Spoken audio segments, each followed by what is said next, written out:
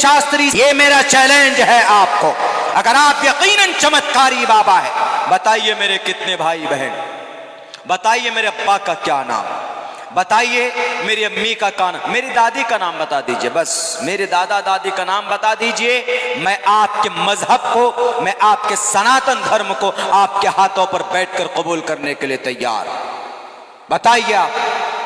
You are not able to explain my answer, my question, नहीं बता सकते आप।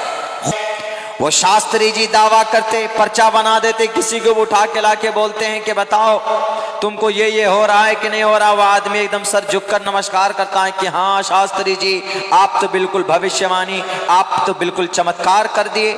आपने मेरे चचा का नाम बता दिया, आपने मेरे भाई का नाम बता दिया, आपने मेरी बहन का नाम बता दिया, मेरे भाई ने नया घर बनाया वो भी बता दिया।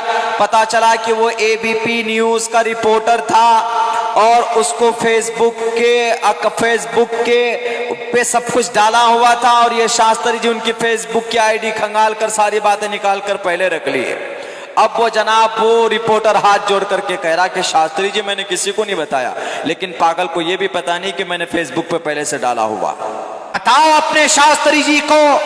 और धीरेन्द्र शास्त्री साहेब, आप लोगों को बेवकूफ बनाकर मीडिया वाले इज्जत से सवाल करते हैं। आपसे कभी किसी ने सवाल नहीं पूछा होगा, आप दिमाग को कैसे पढ़ लेते हैं, आप कैसे ये चमत्कार करते हैं, आप भाई के बारे में कैसे बता देते हैं। अरे उनके अतीत को जाकर के देखो, उनके पसे पुष्ट जाकर के देखो, वो सारा स्क्रिप्टेड होता, सारा लिखा लिखाया होता है, सारे प्लान होता है। एक लड़की ने आकर के कहा ये ट्रिक है, माइंड रीड करना, ये ट्रिक है, एक स्टडी है, एक हुनर है, एक जादू है, ये कोई चमत्कार नहीं है। मेहनत करके विज्ञान है, उस कला को सीखा जा सकता है, लेकिन उस कला का इस्तेमाल करके लोगों को बेवकूफ बनाना। लेकिन मेरे भाइयों, गुस्सा इस बात पे हमें आता है और आपको भी आएगा जब उससे किसी ने कहा कि शास्त्री जी ये बताइए, अच्छा एक बात ये बताइए कि राम लल्ला का तो बन गया मंदिर, राम मंदिर, अब यहाँ पर कृष्ण जी का कब बनेगा, बांके बिहारी का मथुरा में कब बनेगा। तो पता उनका बयान क्या था? उनका बयान ये था कि हम, सुनो, सुभाष चंद्र बोस ने कहा था कि तुम हमें खून दो, हम तुमको देश की आजादी देंगे। लेकिन वो शास्त्री जी कहते हैं, वो शास्त्री जी जो गैर मौजू बात कहते हैं, उन्होंने क्या कहा कि लोगों तुम हमारा साथ दो, हम तुमको हिंदू राष्ट्र देंगे, ये कहा। मीडिया वाले आज तक कुछ नहीं बोले। वाह, बहुत अच्छी बात कही। आज तक वाले, एनडीटीवी वाले भी, अब इंडिया टीवी वाले भी, एबीपी वाले भी, कि तुम हमारा साथ दो, हम तुमको हिंदू राष्ट्र देंगे।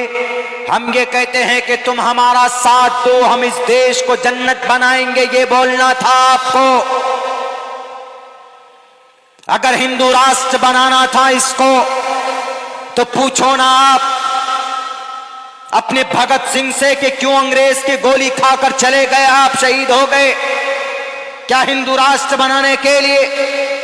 पूछो आप मौलाना अबुल कलाम आजाद से, क्या हिंदू राष्ट्र बनाने के लिए देश का संविधान बना था? शास्त्री जी, आपके बातों से वैद के श्लोक अच्छे लगते हैं। आप जब वेद पढ़ते हैं, आप जब मनुस्मृति पढ़ते हैं, रामायण पढ़ के लोगों को समझाएंगे, वो अच्छा लगेगा। ये देश को बांटने की, देश को तोड़ने की बात मत करो और अंधविश्वासी वाली बात मत करो। बताइए, गैब की खबर किसी को नहीं हो सकती। इन्नल्लाह इंदहु इल्मुस्साअ, कुछ चीजें हैं, एक उसूल है। अल्लाह ने कहा किसी को नहीं पता, और वो शास्त्री जी की किताब में है लिखी हुई ये बात कि ईश्वर को कोई नहीं जानता, उसको कोई समझ नहीं सकता। शास्त्री जी, बागेश्वर धाम के शास्त्री बाबा, पढ़िए आप अपनी ग्रंथ को, लिखा है न संद्रूषी तिष्ठति रूपमस्या न चक्षुषा पश्यते कश्चनैनम।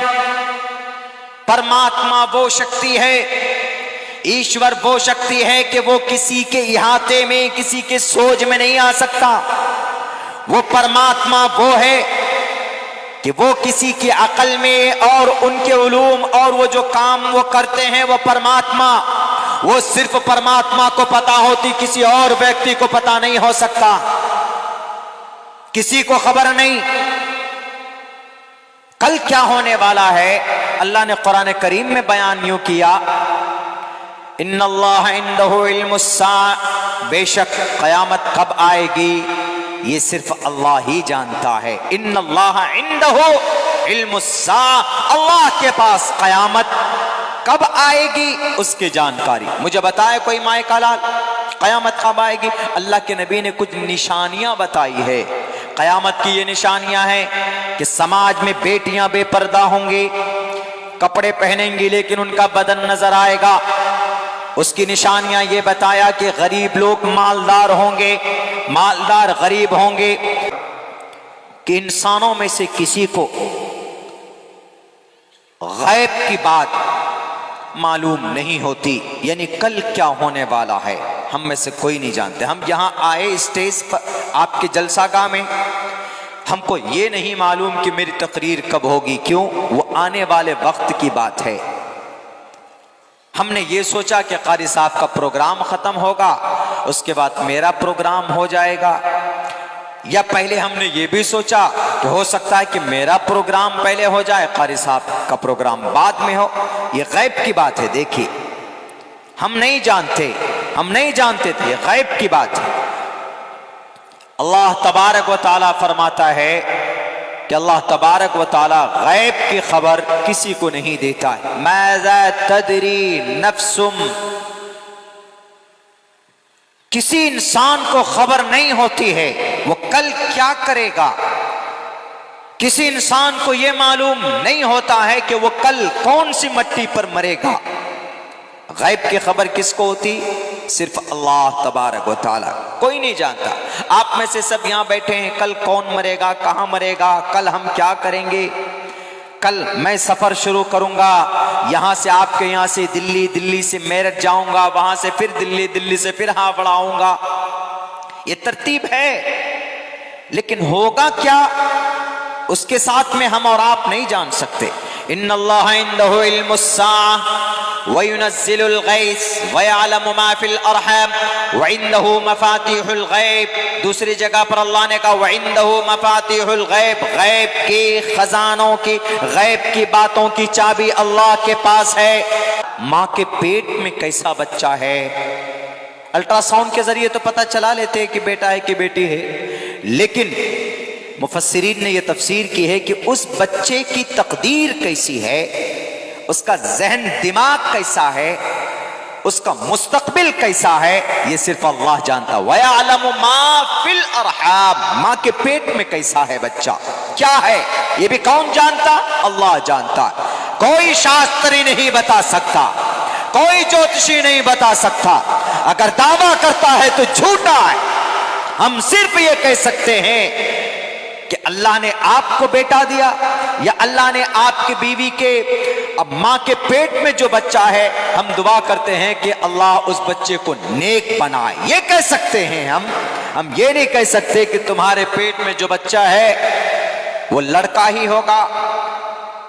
मशीन के जरिए पता चल सकता है, इतना तो पता चल सकता है कि लड़की है कि लड़का है, लेकिन उसके तकदीर के बारे में, उसके मुकद्दर के बारे में ये सिर्फ अल्लाह जानता है। वरना बताए कोई अमेरिकन साइंटिस्ट, बताए मुझे कोई धीरेन शास्त्री जैसा पाखंडी हमारे बाबा कि नहीं इस बच्चे की तकदीर कैसी होगी, ये बच्चा क्या आगे चलकर प्राइम मिनिस्टर बनेगा, ये बच्चा आगे चलकर क्या देश का राष्ट्रपति बनेगा। कोई बता सकता? कोई नहीं बता सकता, कोई नहीं बता सकता। सिर्फ और सिर्फ अल्लाह बता सकता है कि ये बच्चा जो माँ के कोख में है वो बच्चा कैसा होगा, नेक होगा कि बुरा होगा, शराबी होगा कि कबाबी होगा, डाकू होगा कि लड़ाकू होगा, कि वो दीन का दाई बनेगा, कि वो 1927 में तबलीग का फाउंडर और बानी कौन?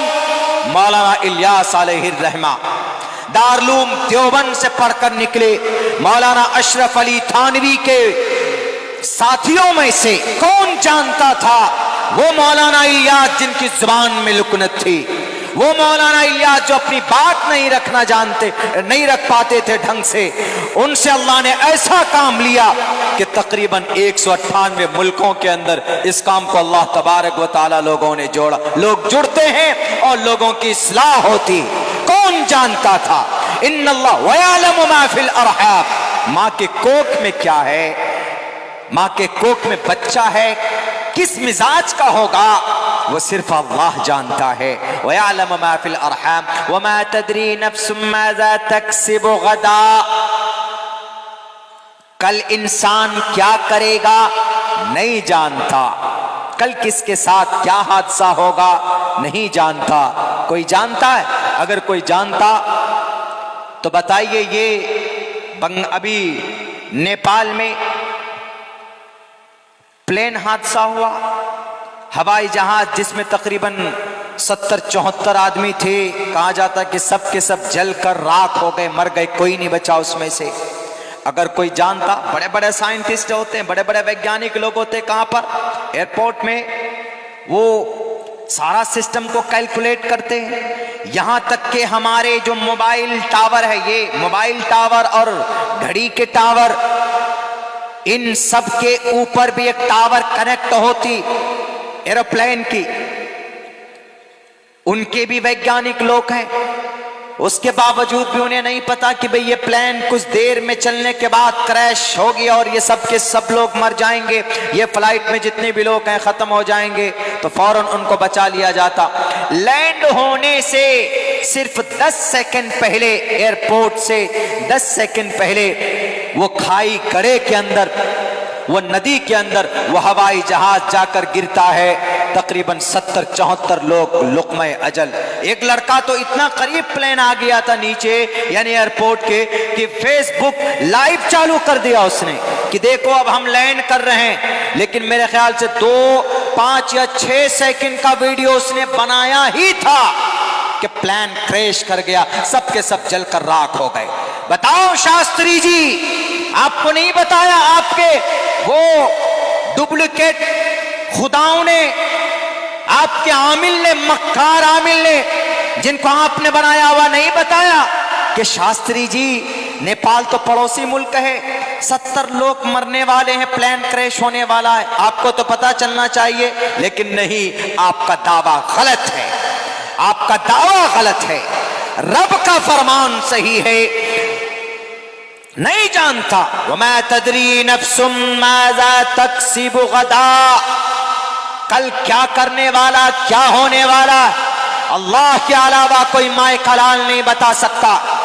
और ये मीडिया वाले बेईमान, बेजमीर, जमीर फरोश, उनके सामने जाकर नतमस्तक होकर कहते, शास्त्री जी आप तो महान। शास्त्री जी को बताओ श्रीमद् भगवत गीता का वो श्लोक जिसमें कहा गया है कि ईश्वर के विधि को कोई नहीं जान सकता, ईश्वर की सीक्रेट बातों को। न संद्रूषी तिष्ठति रूपमस्या न चक्षुषा पश्यते, न चक्षुषा, निगाहों से देख नहीं सकते, पश्यते कश्चनैनम, न संद्रूषी तिष्ठति रूपमस्या न चक्षुषा न पश्यते कश्चनैनम। अगर है आप में दम, बताओ मेरे फ्यूचर में क्या लिखा है। मैं आपसे सवाल करता हूं और मैं कहता हूं आपको दो टोक लफ्जों में, you are not able to give me my question answer. आप मेरे सवाल का जवाब नहीं दे सकते। क्यों? आपका श्रीमद् भगवत गीता साफ लफ्जों में कहता है कि ईश्वर की बहुत सारी बातें वो है जो गैब की बातें ईश्वर ही जानता है, कोई किसी को नहीं बता सकता है। न संद्रूषी तिष्ठति रूपमस्या न चक्षुषा न पश्यते कश्चनैनम। ईश्वर किसी की दिमाग में, किसी की आंख में, उनकी बताए बगैर, उनके शास्त्र के बगैर कोई इंसान किसी को नहीं बता सकता है कि मुस्तकबिल में क्या होने वाला, आगे क्या होने वाला। साफ साफ लफ्जों में मना किया गया है। शास्त्री साहब पढ़िए आप अपने ग्रंथ को, उसके बाद आप अपने मंच पे बैठिएगा और लोगों को बेवकूफ बनाइएगा और हिंदू राष्ट्र या मुस्लिम राष्ट्र की बात कीजिएगा। बेहतर होगा कि इस देश को अमन और शांति के साथ रहने दो, लड़ने लड़ाने की बात मत करो और अपने ग्रंथ को पढ़कर लोगों को समझाओ। खुदा के वास्ते शास्त्रों को पढ़कर लोगों को अच्छी बातें बताइए।